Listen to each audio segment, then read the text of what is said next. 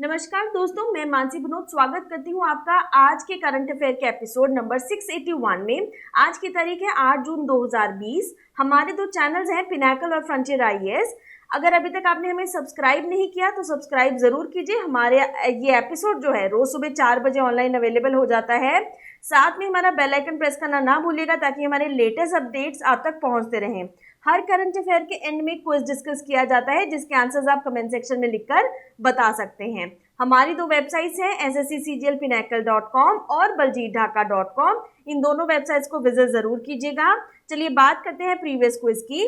पहला प्रश्न, united nation association for development and peace द्वारा गरीबों के लिए गुडविल एम्बेसडर किसे नियुक्त किया गया है? तो इसका सही आंसर है एम नेत्रा मोहन दास को। दूसरा प्रश्न जो आपसे पूछा गया था, EY world entrepreneur of the year 2020 का पुरस्कार किसे दिया गया है? तो ये दिया गया है किरण माजूमदार शॉ को। चलिए बात करते हैं अब आज के पहले प्रश्न की। British Academy of Film and Television Arts BAFTA के नए अध्यक्ष कौन बने हैं वो आपको बताना है। इसका सही आंसर है कृष्णेंदु मजूमदार। तो बी जो है इसका सही आंसर है। यहाँ आप तस्वीर में देख सकते हैं British Academy of Film and Television arts के एमी विजेता और टेलीविजन निर्माता के कृष्णेंदु मजूमदार को अपना नया अध्यक्ष बनाया है। वे बेफ्टा के 35 साल के इतिहास में सबसे कम उम्र के अध्यक्ष बने हैं। एक साल के लिए उप अध्यक्ष रहे कृष्णेंदु मजूमदार को नियुक्त करने का फैसला बेफ्टा की वार्षिक बैठक में किया गया। उनका कार्यकाल अगले 3 वर्षों तक चलेगा। कृष्णेंदु मजूमदार ने 14 वर्षों से बेफ्टा के लिए योगदान दिया है। हैरिस अब डिप्टी चेयरपर्सन के रूप में अपना कार्य जारी रखेंगे।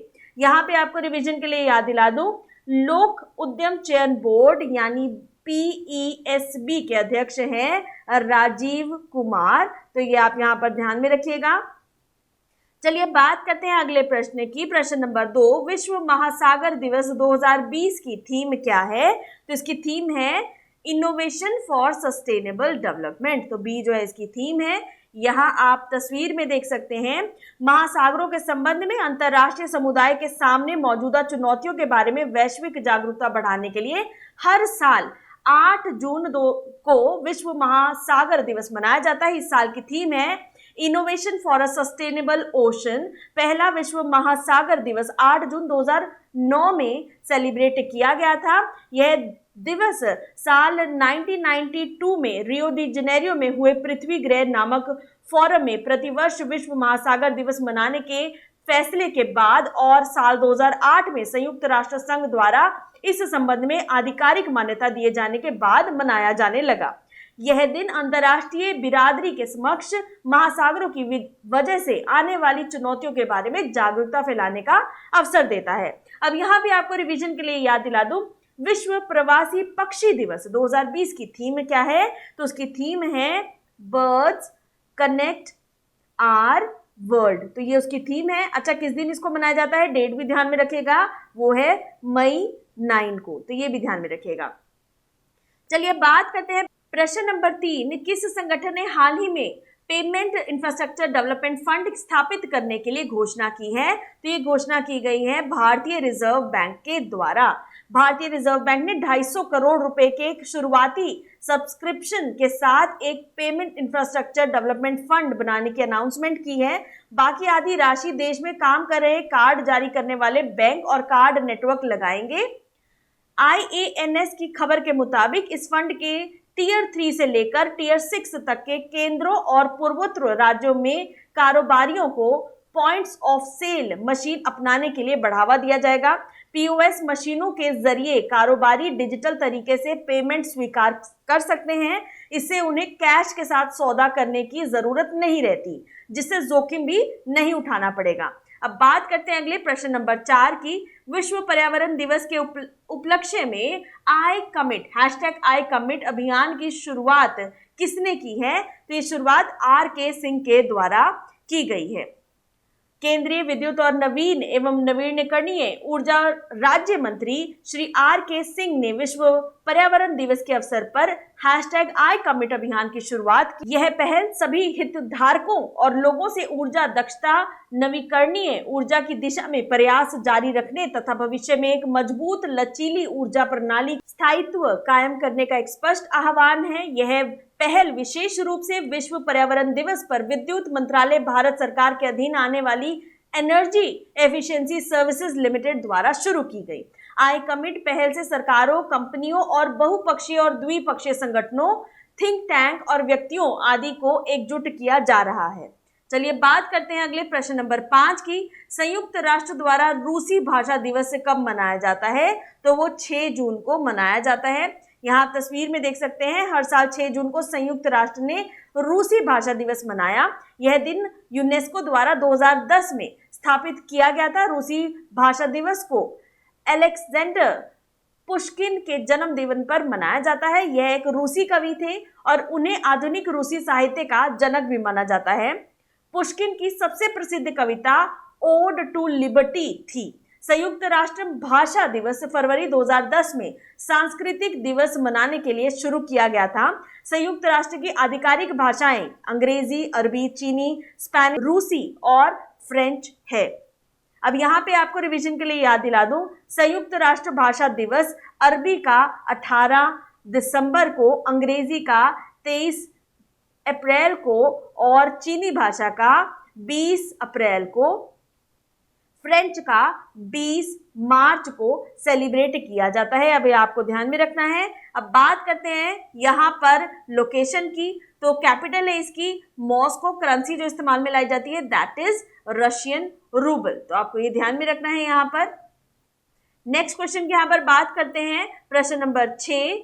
द एशिया यूनिवर्सिटी रैंकिंग में भारत का कौन सा संस्थान शीर्ष पर रहा है, वो आपको यहाँ पर बताना है। तो उसका सही आंसर है भारतीय विज्ञान संस्थान यानी Indian institute of science. The time higher education ने द एशिया यूनिवर्सिटी रैंकिंग 2020 की लिस्ट एशिया यूनिवर्सिटी रैंकिंग जारी की है।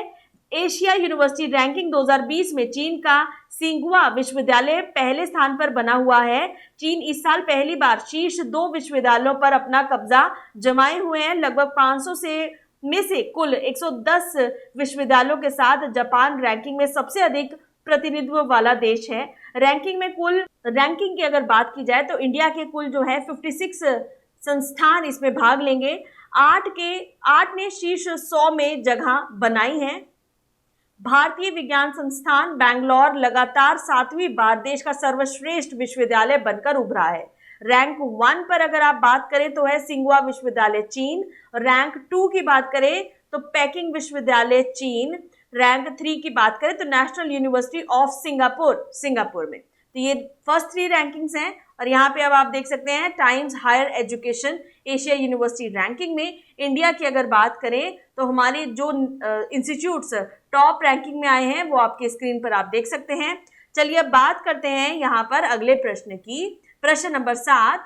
वेद मरवाहा जिनका हाल ही में निधन हो गया, वो आपको बताना है किस राज्य के पूर्व राज्यपाल रह चुके हैं। तो इसका सही आंसर है मिजोरम, मणिपुर, झारखंड। ये सभी ठीक है। तो इसका सही आंसर है D, all of the above.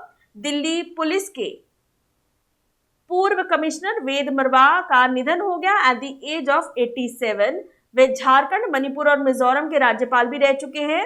Marwaha को 1985 से लेकर 88 तक जो है दिल्ली पुलिस आयुक्त रहे। उसके बाद उन्होंने 1988 से 1990 के बीच राष्ट्रीय सुरक्षा गार्ड के तीसरे महानिदेशक के तौर पर भी सेवाएं दी।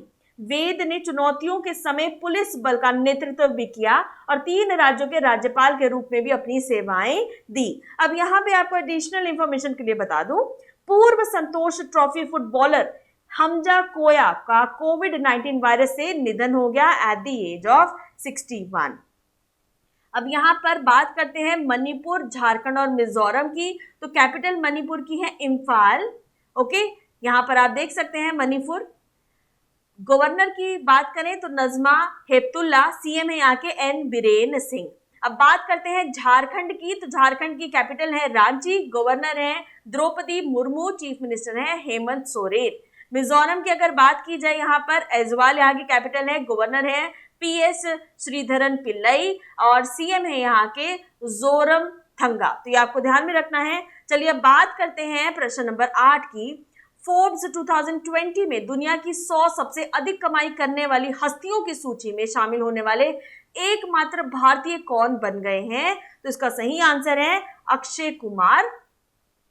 तो बॉलीवुड स्टार अक्षय कुमार इकलौते भारतीय सेलिब्रिटी हैं जो सबसे ज्यादा कमाई करने वाले हस्तियों में 2020 की सूची में शामिल हुए। इसके साथ साथ कर देने से पहले उनकी कुल कमाई 4.85 करोड़ डॉलर की है। ये आपको ध्यान में रखना है। इस सूची में सबसे ऊपर नाम है रियलिटी टीवी स्टार केली जेनर का, जिनकी कमाई 59 करोड़ डॉलर है। अक्षय इस सूची में 52 नंबर पर आते हैं। अब यहाँ पे आपको रिवीजन के लिए याद दिला दूं, फोर्ब्स द्वारा दुनिया की सबसे अधिक वेतन पाने वाली महिला एथलीट कौन है, तो उसका नाम है नाओमी ओसाका। ये भी आप ध्यान में रखिएगा। थोड़े दिन पहले हमने एक क्वेश्चन डिस्कस किया था आपके साथ। अब बात करते हैं प्रश्न नंबर 9 की। FIT इंडिया किस पहल के तहत भारत के 10 स्वदेशी खेलों को बढ़ावा देने वाली विशेष फिल्मों की एक श्रृंखला शुरू करेगा? तो इसका सही आंसर है बी, एक भारत श्रेष्ठ भारत। यहां पर आप देख सकते हैं FIT इंडिया, तो इसमें मानव संसाधन विकास मंत्रालय और खेल मंत्रालय ने भारत में 10 स्वदेशी खेलों को बढ़ावा देने वाली विशेष फिल्मों की एक श्रृंखला बनाने के लिए हाथ मिलाया है। इसके अंतर्गत आने वाली स्कूली शिक्षा और साक्षरता विभाग ने एक भारत श्रेष्ठ भारत के अंतर्गत खेल मंत्रालय द्वारा शुरू किए गए फिट इंडिया कार्यक्रम के साथ हाथ मिलाया है। इस श्रृंखला का उद्देश्य सिर्फ स्वदेशी खेलों के बारे में जागरूकता फैलाना ही नहीं, बल्कि जिन राज्यों के ये खेल हैं उन राज्यों की संस्कृति और विरासत के बारे में भी जानकारी देना है। ये 10 खेल हैं, जैसे खो खो, गटका, काला रिपियटू, मलखंब, थंगड़ा, सक्के, कबड्डी, रोल बॉल, रस्साकशी, शूटिंग बॉल। तो ये सारे गेम्स हैं। अब यहाँ पे आपको रिवीजन के लिए याद दिला दूं, फिट इंडिया मूवमेंट को खेल और शारीरिक गतिविधियों के माध्यम से नागरिकों को स्वस्थ रहने के लिए प्रोत्साहित करने के लिए इसको शुरू किया गया है। इस आंदोलन की शुरुआत PM मोदी ने राष्ट्रीय खेल दिवस 2019 के दौरान की थी। चलिए अब बात करते हैं यहाँ पर प्रश्न नंबर 10 की। व्यक्तिगत सुरक्षा उपकरण PPE के प्रयोग के दौरान आने वाली समस्याओं को समाप्त करने के लिए किस संगठन ने सुमेरु पैक्स उपकरण विकसित किया है, ये आपको बताना है। तो ये विकसित किया गया है DRDO के द्वारा।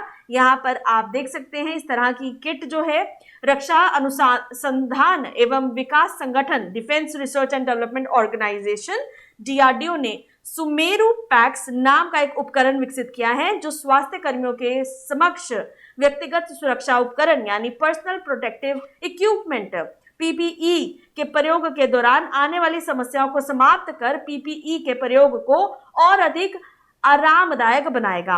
उल्लेखनीय है कि इस शोधों में वैज्ञानिकों ने पाया कि PPE किट को 30 मिनट से अधिक समय तक प्रयोग करने से स्वास्थ्य कर्मी काफी अधिक असहज महसूस करते हैं और काफी लंबे समय तक PPE किट के प्रयोग से स्वास्थ्य कर्मियों को अत्यधिक पसीने जैसी समस्याओं का भी सामना करना पड़ता है, जिससे कार्य की स्थितियां और अधिक चुनौतीपूर्ण हो जाती हैं। इसी समस्या के समाधान के रूप में DRDO ने सुमेरु पैक्स का नाम से एक वायु संचालन प्रणाली यानी एयर सर्कुलेशन सिस्टम विकसित किया है, जिसे व्यक्तिगत सुरक्षा उपकरण के अंदर लगभग 500 ग्राम वजन के छोटे बैग के रूप में प्रयोग किया जा सकता है। तो इस तरह से आप देख सकते हैं एक छोटा सा बैग होगा, अंदर ये ड्रेस के अंदर फिट कर दिया जाएगा, जिससे कि जो है सांस एयर सर्कुलेशन जो है बना रहे।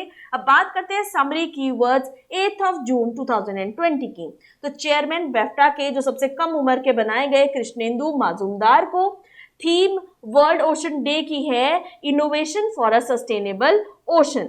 पेमेंट इंफ्रास्ट्रक्चर डेवलपमेंट फंड जो है ये RBI के द्वारा बनाया गया है। आई कमिट ये जो कैंपेन है वर्ल्ड एनवायरनमेंट डे का, इसकी अध्यक्षता करेंगे RK Singh.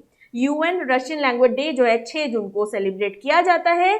Asia university ranking में इंडिया का टॉप इंस्टीट्यूट जो आया है वो है इंडियन इंस्टीट्यूट ऑफ साइंस। वेद मरवा जिनका हाल ही में निधन हो गया, ये फॉर्मर गवर्नर रह चुके हैं मिजोरम के, मणिपुर के और झारखंड के। फोर्ब्स 2020 की लिस्ट में 100 हाईएस्ट पेड सेलिब्रिटीज में अक्षय कुमार का नाम आया है। फिट इंडिया में 10 जो इंडिजियस स्पोर्ट्स शामिल किए गए हैं वो एक भारत श्रेष्ठ भारत के तहत किए गए हैं। सुमेरु पैक्स ये जो किट है PPE वियरर्स के लिए DRDO द्वारा लॉन्च की गई है, ताकि पीपीई किट पहनने के दौरान एयर सर्कुलेशन जो है बना रह सके। अब चलिए बात करते हैं क्विज फॉर द डे की। पहला प्रश्न, संयुक्त राष्ट्र द्वारा रूसी भाषा दिवस कब मनाया जाता है? दूसरा प्रश्न, British Academy of Film and Television Arts BAFTA के नए अध्यक्ष कौन बने हैं? तो आप दोनों आंसर्स जो है कमेंट सेक्शन में लिखकर बता सकते हैं और साथ ही साथ प्लीज इसको शेयर करना ना भूलिएगा। अगर आप कमेंट सेक्शन में कुछ भी जानकारी जो है इससे जुड़ी आप शेयर करना चाहते हैं तो प्लीज मोस्ट वेलकम, आप शेयर कर सकते हैं। Thank you so very much. Stay safe, stay home. Thank you.